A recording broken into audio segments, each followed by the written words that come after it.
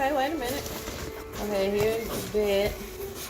And then I have this pad. So we're gonna put the pad. Okay, the bottom unzips here.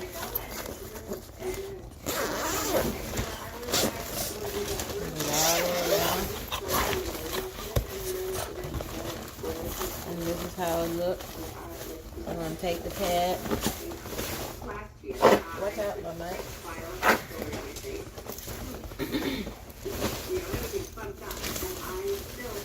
And place it on the inside. Here. I'll move it down.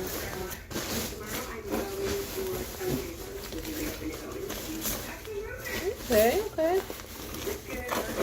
Zip it back.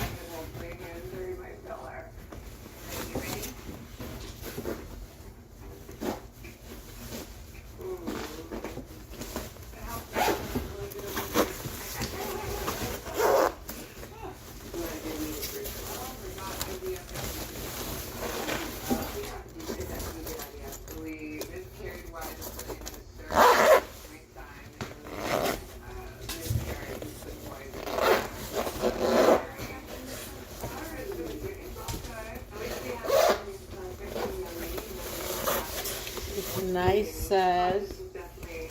So we're gonna put this. My son got diagnosed with autism. At 18 months, my son started to progress in speech. He had a couple words down, but at 18 months, that all went away. The big part with all of this is just educating myself, right? He loves his brain, and it's me destigmatizing it as much as possible.